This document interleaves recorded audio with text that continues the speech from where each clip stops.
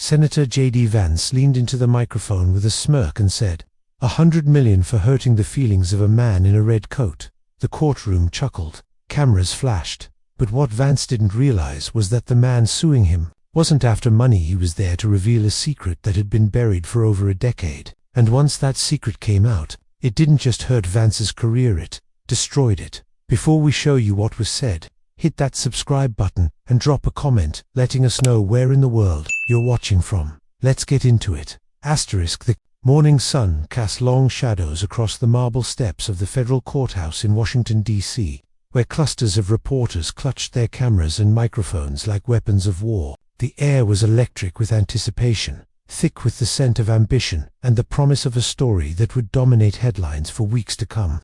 Satellite trucks lined the street, their massive dishes pointed skyward like modern totems, ready to beam this spectacle across the globe in real. Inside the courthouse, the atmosphere was even more charged, a palpable tension that seemed to vibrate through the polished mahogany and leather-bound volumes that lined the walls. The courtroom had been transformed into something resembling a gladiatorial arena, though the combat would be waged not with swords and shields, but with words sharp enough to cut through reputations and revelations powerful enough to topple careers. Every seat in the gallery was occupied, a sea of faces that included veteran journalists who had covered wars and scandals, legal experts who understood the nuances of international defamation law, and political operatives who could smell blood in the water from miles away. The press section buzzed with whispered conversations and the constant clicking of laptop keyboards as reporters prepared to capture every word, every gesture, every moment of what promised to be a legal spectacle for the ages.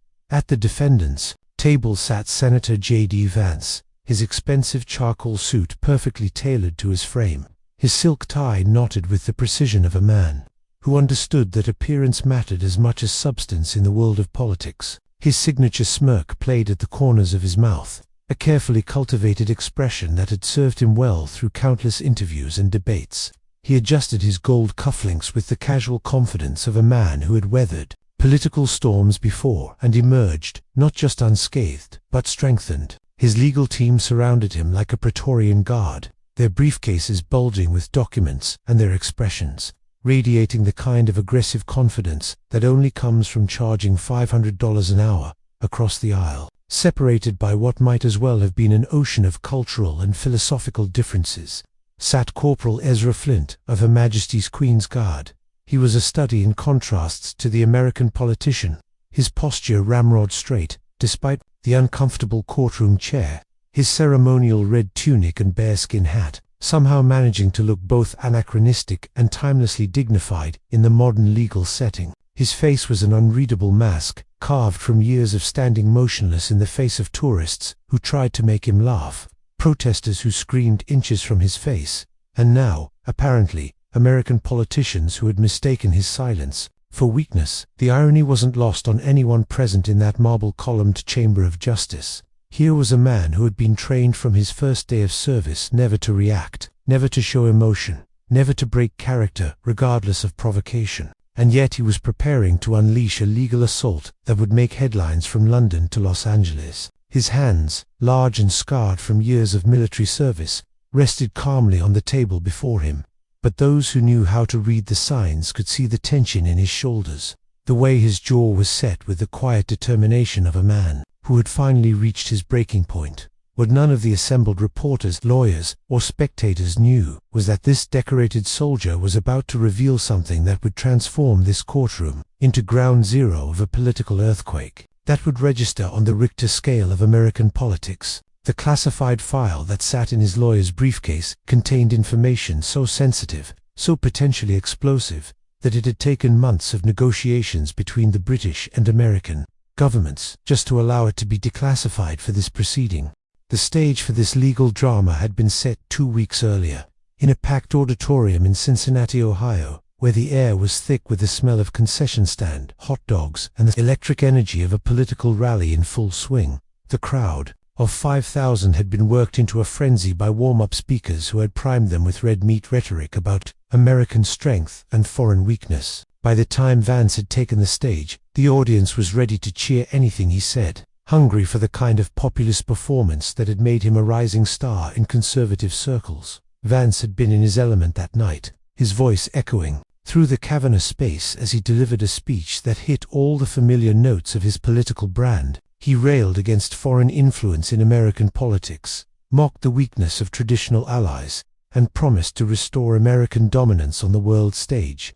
The crowd had eaten it up, their cheers growing louder with each applause line, each carefully crafted insult aimed at the enemies of American greatness. But perhaps caught up in the moment, perhaps calculating that he needed an even bigger laugh to maintain the crowd's energy, Vance had decided to venture into territory that would prove to be his undoing. His speechwriters had prepared careful, focus-grouped attacks on foreign policy establishments and diplomatic protocols. What came out of his mouth instead was something far more personal, far more insulting, and far more dangerous to his political future. "You know what really gets me," Vance had said, his voice dripping with the kind of mock concern that had become his trademark. "These British guards that everyone's supposed to respect, the ones in the funny hats that all the tourists take pictures with, please. They're nothing more than glorified mannequins, overpaid actors in silly costumes who stand around looking pretty while real soldiers, American soldiers, do the actual fighting and dying." The crowd had roared with laughter, the sound echoing off the arena walls like thunder. Social media had exploded almost immediately, with clips of the speech being shared thousands of times within minutes. Conservative pundits had praised Vance for telling it like it is and refusing to bow to foreign sensitivities. Cable news shows had picked up the story, with talking heads debating whether his comments represented refreshing honesty or dangerous diplomatic insensitivity. But 6,000 miles away, in a modest two-bedroom flat in a working-class neighborhood of London, Corporal Ezra Flint had been watching the clip on his phone, his grip tightening on the device until the screen began to crack under the pressure of his calloused fingers. His wife Sarah had been in the kitchen, preparing their evening meal, when she'd heard the sound of splintering glass and rushed to find her husband staring at his broken phone with an expression she'd never seen before, mixture of rage and something that looked almost like betrayal. Flint's story began long before that courtroom confrontation, stretching back through decades of service that had taken him from the grimy streets of Manchester to the mountains of Afghanistan to the ceremonial splendor of Buckingham Palace, born into a family where military service was as natural as breathing, where his grandfather had served in World War II and his father had done tours in Northern Ireland.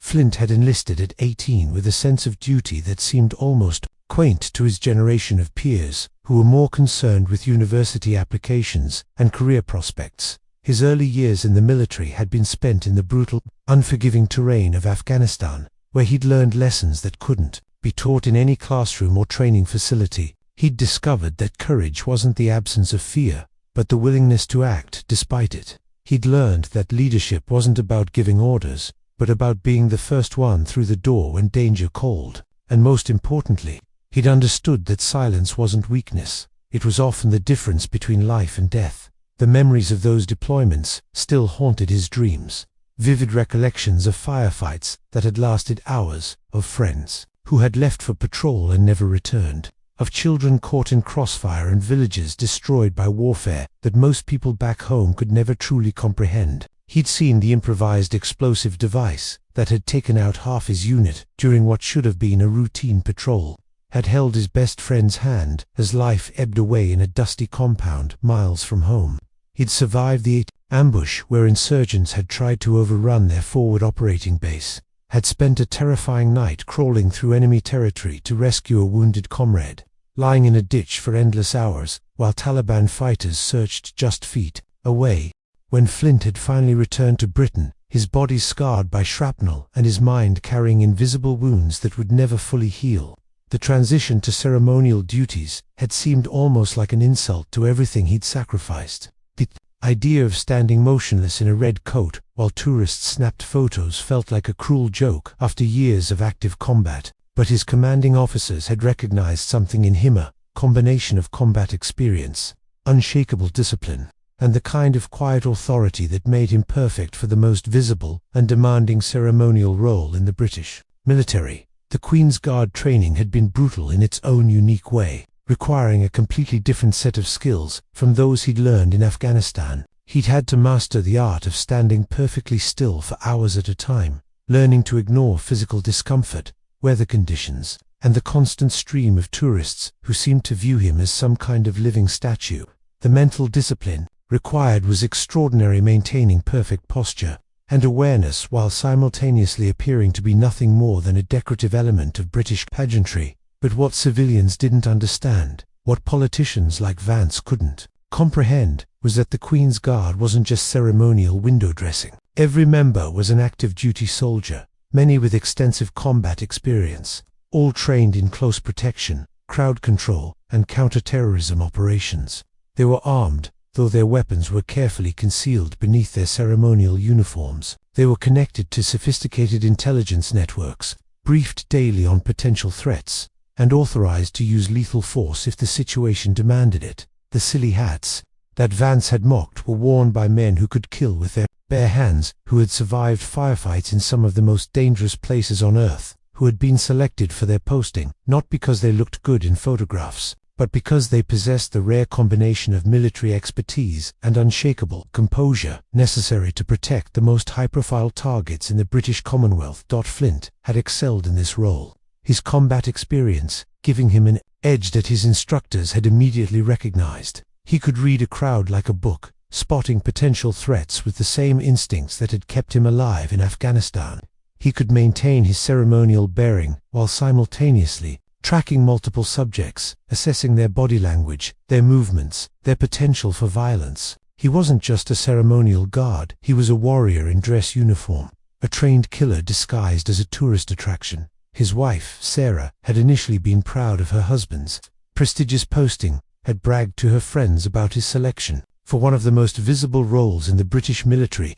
But as the years wore on, she'd begun to see the psychological toll that the job was taking on him. The way he'd come home physically and mentally exhausted from standing motionless for 8 hours. The stress of constant vigilance disguised as stillness. The nightmares that still came in the dark hours of the morning, mixing memories of Afghanistan with the faces of tourists who pressed too close, who didn't understand that the man in the red coat was always watching, always ready, always prepared for the moment when ceremony would give way to combat. She'd learned to read the signs of his distress, the way his jaw would clench when particularly obnoxious tourists tried to make him react, the slight tremor in his hands when he'd come home after a particularly stressful day, the distant look in his eyes when he'd retreat into memories of battles fought and friends lost. She'd watched him struggle with the transition from a warrior's role to what appeared to be a performer's role, even though she was beginning to understand that the two weren't as different as they seemed. The night that Vance's speech had gone viral, Sarah had found her husband in their small living room, surrounded by the mementos of his military service medals, in glass cases, photographs of fallen comrades, letters from families whose loved ones he'd tried to save. His broken phone lay on the coffee table, the cracked screen reflecting the lamplight like a spider's web. His face was set in an expression she'd learned to recognize and fear, the same look he'd worn when he'd made the decision to crawl through enemy territory to rescue his wounded friend. "Ezra," she'd said softly, her voice carrying the weight of years spent watching him struggle with invisible wounds. "Let it go. It's just politics. Americans always talk big when they're trying to impress their crowds. He doesn't know what he's talking about." But Flint had been staring at the cracked screen, his mind racing through memories that most people couldn't imagine. He'd been thinking about the friends who'd died believing they were protecting something sacred, something worth dying for. He'd been remembering the weight of their bodies as he'd carried them to medevac helicopters, the sound of their last words, the letters he'd written to their families, trying to explain why their sons and husbands and fathers weren't coming home. "I stood for 12 years, Sarah," he'd said, his voice carrying a quiet intensity that made her step back. "Lost good men, buried friends who were better soldiers than I'll ever be, watched boys become men and men become ghosts. He doesn't get to spit on that. He doesn't get to turn their sacrifice into a punchline for his political career."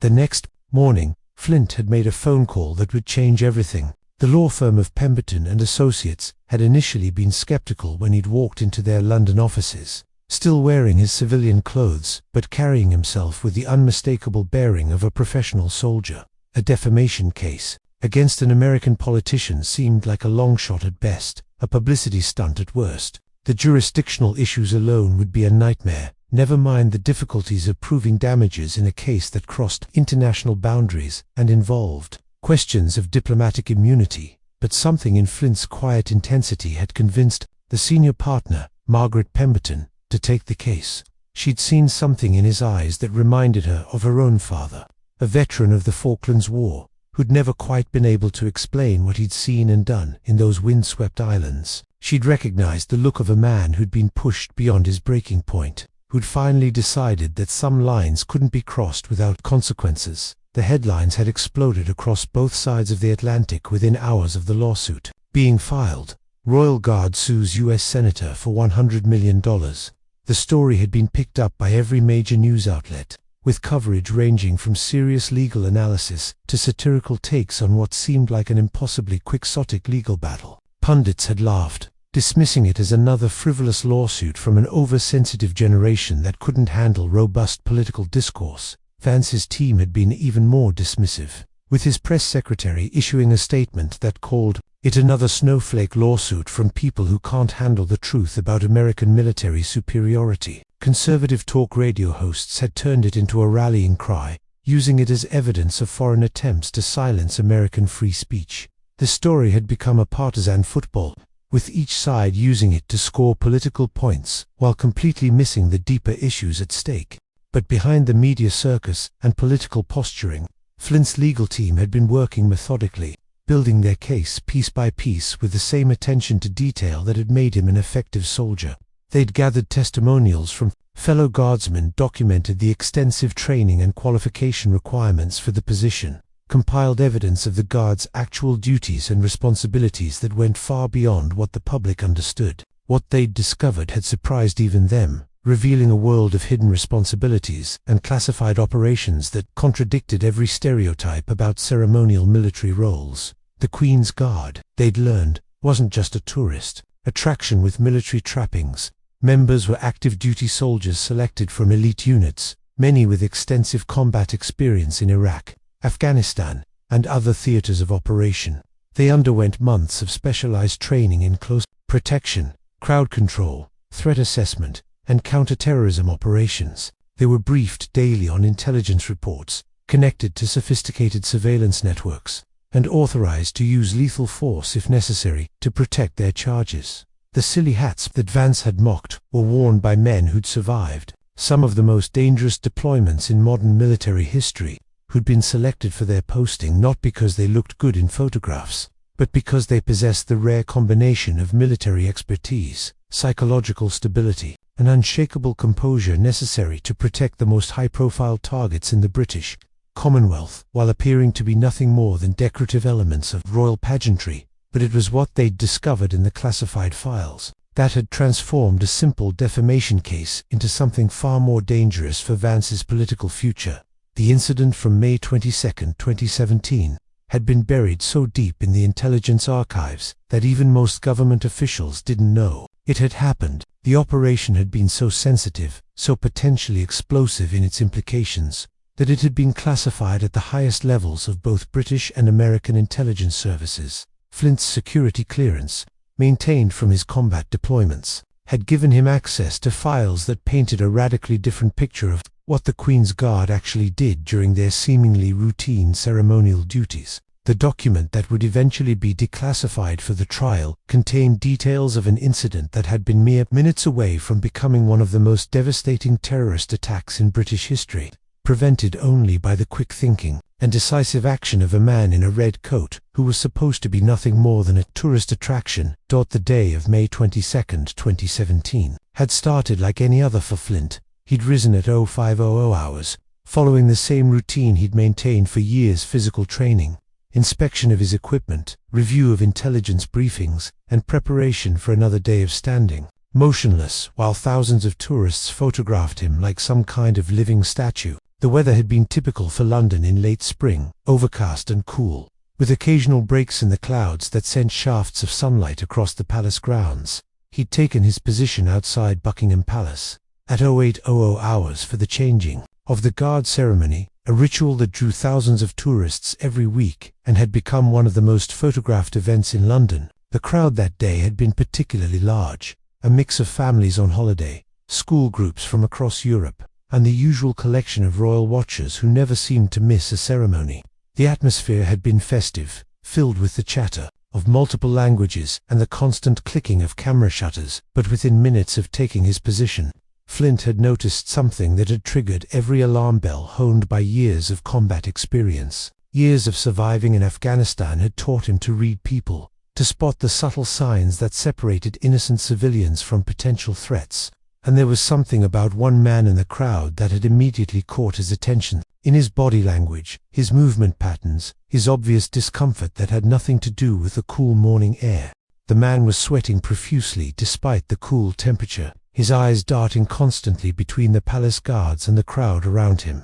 His hand kept moving to his jacket pocket in a repetitive gesture that Flint recognized from his combat, experienced the nervous habit of someone carrying something they weren't supposed to have. But it was the way he moved through the crowd that had really caught Flint's attention, pushing through the throng of tourists with the single-minded determination of someone on a mission, someone who had a specific objective that had nothing to do with taking photographs or enjoying the ceremony. Through his nearly invisible earpiece, Flint had heard the routine chatter of the security detail, casual observations about crowd size, weather conditions, and the timing of the ceremony. But his attention had been focused entirely on the suspicious figure, who was now moving closer to the palace gates with each passing minute. The man's behavior was setting off every instinct that had kept Flint alive through multiple combat deployments, every warning signal that had been drilled into him during years of counterinsurgency operations. That's when Flint had seen them, copper wires running from the man's jacket to what appeared to be a triggering device in his pocket.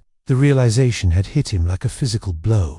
A moment of crystal clarity that transformed his understanding of the situation from routine security concern to imminent catastrophe. This wasn't just a tourist acting strangely. This was a suicide bomber, and he was moving steadily toward a crowd that included hundreds of families, children, and elderly visitors who had no idea they were about to become victims of a terrorist attack. The device the man was carrying, according to the intelligence report that would later be declassified, contained enough explosive material to kill everyone within a 50-foot radius and cause catastrophic injuries to anyone within 100 feet. The timing had been carefully calculated. The bomber had arrived just as the ceremony was reaching its peak, when the crowd was most densely packed and attention was focused on the pageantry rather than potential threats. Military training had taken over in that moment, the same automatic responses that had saved Flint's life countless times in Afghanistan.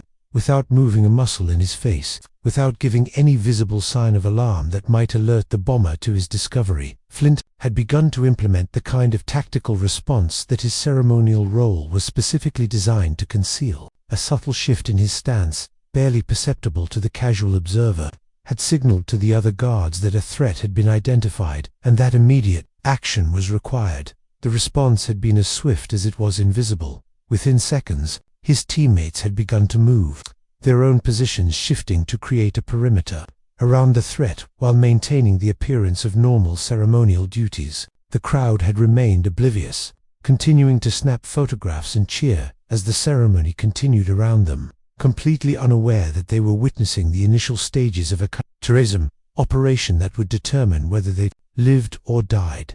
The next few minutes had unfolded like a deadly choreographed dance, with Flint and his fellow guards moving with the precision of a special forces unit, while maintaining the appearance of ceremonial soldiers going through their routine paces. The bomber had been getting closer to his target, his hand now gripping the triggering device with the kind of nervous determination that indicated he was preparing to complete his mission.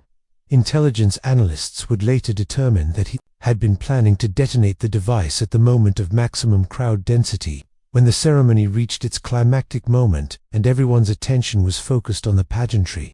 Flint had known that he had only seconds to act before the bomber triggered the explosion that would kill dozens, possibly hundreds of innocent people. In that moment, all his training, both military and ceremonial, had crystallized into a single, perfect response that would save countless lives while maintaining the cover that was essential to the guards' counterterrorism mission. The plan that formed in his mind was as elegant as it was deadly, a solution that would neutralize the threat, without causing panic or revealing the true nature of the guard's capabilities, moving with the fluid grace of a predator. Flint had stepped forward from his position, his massive frame intercepting the bomber's path with what appeared to be a routine adjustment of his ceremonial stance. To the thousands of tourists watching the ceremony, it had looked like nothing more than a guard shifting his position to get a better view of the proceedings. In reality, it had been the beginning of a takedown that would have impressed his former Special Forces instructors, a textbook example of how to neutralize a threat without alerting other potential accomplices or causing mass panic. The bomber had looked up in that moment, his eyes widening as he suddenly realized that his cover had been blown and his mission had been compromised. The expression on his face had been one of pure terror, the look of a man who had expected to die as a martyr but who now faced the prospect of being captured alive. But his realization had come too late. Flint's hand had already closed around the man's wrist like a steel trap, preventing him from triggering the device, while his other arm had moved in a practiced motion that spoke of years of hand-to-hand combat training. The blood choke that Flint had applied had been textbook perfect, cutting off the flow of blood to the bomber's brain with surgical precision. The man's eyes had rolled back in his head within seconds, his body going limp as consciousness fled and his grip on the triggering device had loosened. The entire confrontation had lasted less than 30 seconds, so swift and professionally executed that the surrounding crowd had barely noticed anything unusual happening. To the tourists who had been watching, it had appeared that one of the guards had stepped forward to help a man who had stumbled or felt faint. They had continued taking photographs and chatting among themselves, completely unaware that they had just witnessed the prevention of one of the most devastating terrorist attacks in British history. Children had continued laughing and pointing at the guards, families had continued posing for photographs, and the ceremony had continued without missing a beat. The aftermath had been as swift and silent as the operation itself. The unconscious bomber had been whisked away by plainclothes officers who had appeared from nowhere, their movements so smooth and professional that they had seemed to simply materialize from the crowd. The explosive device had been carefully removed and disarmed by specialists who had been standing by in case the situation had escalated beyond what the guards could handle alone. Within minutes, it was as if the entire incident had never happened, leaving no trace except for the classified reports that would be filed away in the deepest vaults of British intelligence. The crowd had been gently dispersed using routine crowd-controlled procedures, with officials explaining that the ceremony was ending earlier than scheduled due to a minor scheduling conflict. The tourists had grumbled good-naturedly about the shortened ceremony, but had departed without any sense that they had just narrowly avoided becoming victims of a terrorist attack. Within an hour, the palace grounds had returned to their normal state, with no indication that one of the most significant counter-terrorism operations in recent British history had just been successfully completed. That's exactly how the security services had preferred it to unfold. The official policy had always been to prevent terrorist attacks without creating the kind of media coverage that might inspire copycat attacks or reveal operational methods. 2 other terrorist cells. The bomber had been quietly transferred to a secure facility where he had been interrogated by specialists who had extracted information about his network, his training, and his connections to other potential threats. His terrorist cell had been systematically dismantled over the following weeks, with arrests conducted so quietly that the media had never connected them to the incident at Buckingham Palace. The entire operation had been classified at the highest levels of both British and American intelligence services, with access restricted to a handful of officials who had a legitimate need to know. The official records had been sealed for 50 years, ensuring that the full details of the incident would remain hidden, until long after all the participants had retired or died. The public had never learned how close they had come to witnessing a massacre that would have dominated headlines for months and fundamentally changed the way ceremonial events were conducted throughout the Commonwealth. But Flint had remembered everything with the kind of vivid clarity that comes from life or death situations. He could still recall the weight of the bomber's body as he had collapsed in his arms, the smell of fierce sweat mixed with the metallic odor of explosives, the faces of the children who had been standing mere feet away from ground zero, completely unaware of how close they had come to death. He remembered the way the bomber's eyes had looked in that final moment of consciousness, the mixture of fanaticism and terror that had convinced him that this was a man who would have gladly died to kill innocent people. Through it all, Flint had maintained his ceremonial bearing, his composure, his professional demeanor, because that's what the job had demanded. He had returned to his position and continued his duties as if nothing had happened, because the mission required that. The Guard's counter-terrorism capabilities remain hidden from public view. The tourists had continued taking photographs with him. Children had continued trying to make him smile.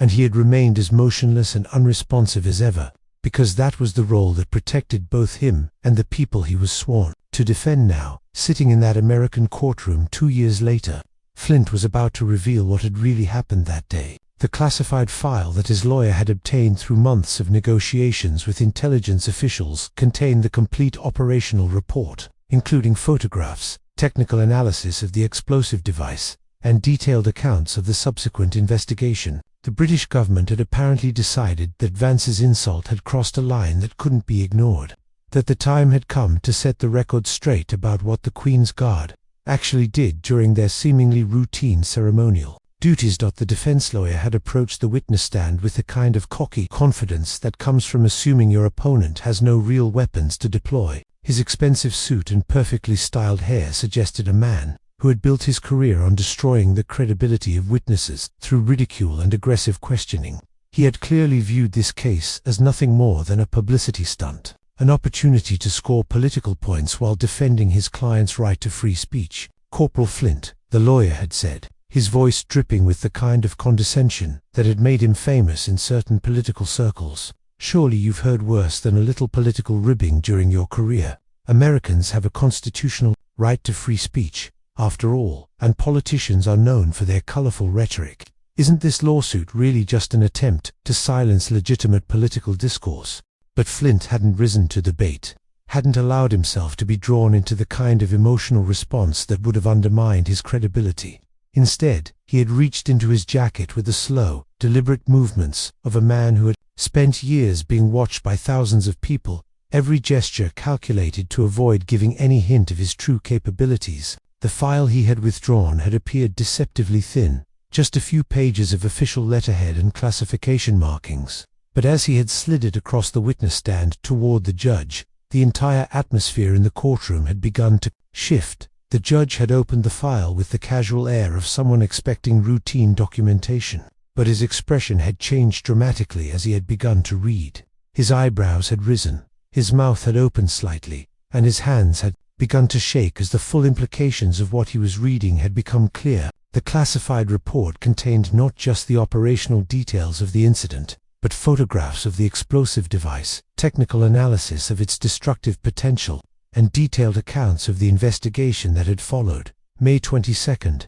2017, Flint had said, his voice carrying the quiet authority of a man who had seen real violence and emerged intact. Changing of the guard ceremony, Buckingham Palace. A man in the crowd, Ibrahim Hassan, age 23, British citizen, radicalized online and connected to a terrorist cell planning coordinated attacks across London. He was carrying an improvised explosive device containing enough semtex to kill everyone within a 50-foot radius and cause catastrophic injuries to anyone within 100 feet of the detonation point." The gasps from the gallery had been audible, a collective intake of breath that seemed to suck the oxygen from the courtroom. News cameras had zoomed in on Flint's face, capturing the moment when a ceremonial guard had been transformed into something far more dangerous and far more impressive than anyone had imagined. The reporters who had come expecting to cover a frivolous lawsuit had suddenly realized they were witnessing the revelation of a classified counter-terrorism operation that had saved hundreds of lives. "I spotted the wires connecting the device to the triggering mechanism," Flint had continued, his voice never rising, never betraying the slightest hint of emotion or self-aggrandizement. "Identified the threat using procedures we are trained to implement during ceremonial duties. Moved to intercept using techniques designed to neutralize threats without causing panic or revealing our operational capabilities. Took him down without firing a shot, without alerting other potential accomplices, without anyone in the crowd even knowing what had happened." The courtroom had erupted in that moment, with reporters sprinting toward the exits as they tried to be the first to break the story. Social media had exploded with hashtags and breaking news alerts, with the clip of Flint's testimony being shared thousands of times within minutes. But through it all, the man at the center of the storm had remained motionless, his testimony delivered with the same unshakable calm he had shown during the actual incident. "Because that's what we do, Senator," Flint had said, his eyes meeting Vance's across the courtroom with the kind of steady gaze that had intimidated insurgents and terrorists across multiple theaters of operation. We protect people, even when they don't know they need protecting. We stand ready to die for strangers who will never know our names or understand what we've sacrificed for their safety. We maintain our vigilance so that families can enjoy their holidays and children can laugh at our funny hats without fear. The prosecutor had seized the moment with the instincts of a predator sensing wounded prey, his voice booming across the suddenly silent courtroom with the kind of righteous indignation that can turn legal proceedings into moments of historical significance. Senator Vance, your joke mocked the man who stopped what could have been the deadliest terrorist attack in British history. How's that for just standing around? How's that for being a glorified mannequin? How's that for doing nothing while real soldiers fight the real fights? Vance's face had drained of color so completely that he had appeared almost ghostly in the harsh fluorescent lighting of the courtroom.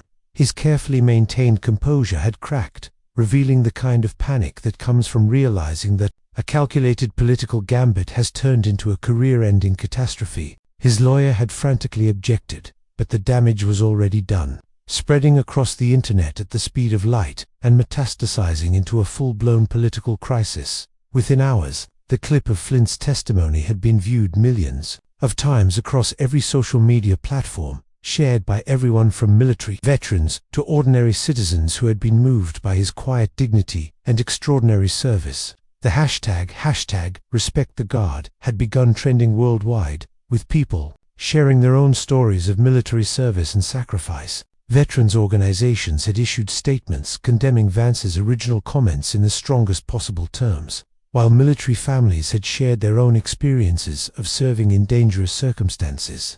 While receiving little recognition or appreciation, the media war that had followed had been brutal and swift, with Vance finding himself on the defensive for the first time in his political career. Editorial boards across the political spectrum had condemned his comments, with even conservative publications struggling to defend mocking a man who had prevented a terrorist attack. British officials had expressed their profound disappointment in diplomatic language that barely concealed their fury at seeing one of their most decorated soldiers insulted by an American politician seeking cheap applause. But it had been the human interest stories that had really damaged Vance's reputation and political prospects. The families who had been at the ceremony that day, now learning for the first time how close they had come to tragedy, had begun speaking out about their gratitude and their horror at Vance's comments. The children who had posed for photographs with the guards, never knowing that the man in the red coat had been literally standing between them and death, had become powerful symbols of what was really at stake. When politicians mocked military service, social media had been flooded with testimonials from former guardsmen, each one detailing the real dangers they had faced while standing their silent vigil. Stories had emerged of guards who had spotted potential threats, prevented incidents, and maintained security while appearing to be nothing more than tourist attractions. The picture that had emerged was of a military unit that combined the highest levels of training and professionalism with the kind of selfless dedication that most people could barely comprehend.